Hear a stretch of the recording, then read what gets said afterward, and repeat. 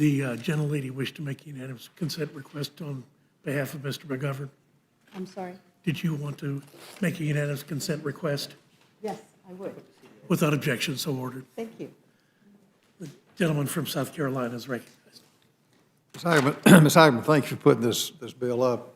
You know, the American people spoke loud and clear on this last election. They're sick and tired of elections. They're sick and tired of bureaucrats making rules where they have no idea what they're making. They've never worked in the private sector.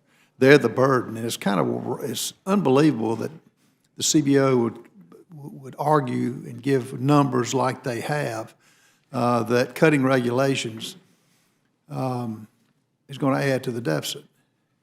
It's also kind of strange, at a budget hearing, were you aware that CBO came up with an estimate that the 15 million illegals in this country actually produce income from America? Were you aware of that? No, but I think it tells you everything you need to know. Well, it's laughable if it wasn't so serious. That's where I lost complete faith in them. My question was, how'd you come up with that number? And he went through some analysis. I said, well, does it include the airline flights that taxpayers are paying for? Does it include the medicine that I saw stacked up when I went to McAllen, Texas? No. Well, how'd you come up with this? If you're not including the cost, to put out a number, you shouldn't be putting it out. And so, and like my good friend from Kentucky mentioned, they've kind of their own agency that comes up with their own numbers to fit their own narrative.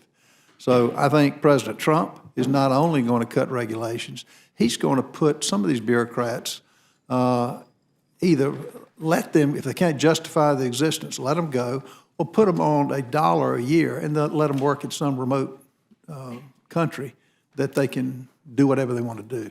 So I have no confidence that this number's right, and I have no confidence that once they gave the figure on illegals being a plus for this country, I said that's it. But And I think that their math on this particular bill itself tells you that it is inaccurate. The CBO claims that the bill would affect revenues by increasing operating costs for the Federal Reserve System, which remits its net earnings to the Treasury, and those remittances are classified as revenues in the federal budget. Based on the cost of similar activities, CBO estimates that the increased costs under the bill would reduce revenues by $7 million over 2025 to 2034. But why does the CBO assume that there's a drop in revenue after the 5th year of enactment? They don't give that information.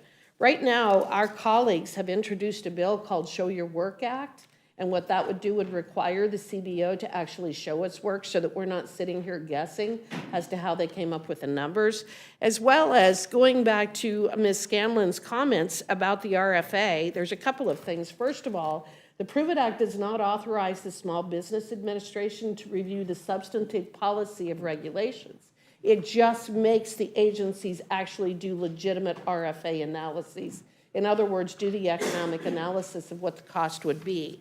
Also, in my experience as a private attorney, I have sued various federal agencies for failing to comply with the Regulatory Flexibility Act because, number one, they're underestimating the cost of regulations or they're not providing the information at all. And what the courts have said is that you do not have the right to bring a private cause of action under the RFA. So there is no mechanism by which citizens, by which small businesses, by which individuals are able to actually enforce the RFA requirements. And that's what the Prove It Act is designed to do. It is designed so that we can go in and we can force the agencies to do what they're required to do by the RFA, which I still cannot understand why anyone would be opposed to transparency with agencies actually showing us the legitimate cost of the regulations that they are issuing.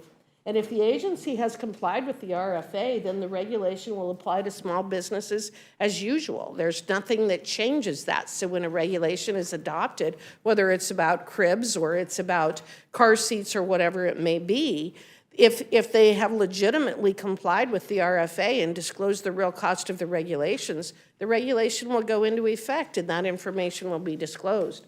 All the Prove It Act does is require them to, again, give us the information, and I can't understand why anybody would be opposed to that. Well, they're opposed to it because they're part of the problem. They're part of the process. And, you know, they've got a job making six figures or greater, and this benefits them to come up with these outlandish numbers. Mr. McGovern mentioned the cynicism that exists between the American people. American people are cynical now, and it proved in this last election of what this administration is doing. I just got a text. They're giving $8 billion to Angola because of drought. $6 billion in the Wall Street Journal to a car company that's losing $107,000 per car. They're fed up with this kind of thing. Trump is going to fix it. I do think that Ramaswamy and Elon Musk are going to shine a light on just what you're trying to do with the businesses. So with that, I yield back. Thank you. Chair thanks the gentleman. Gentleman yields back. The gentlelady from Indiana, Ms. Houch, is recognized.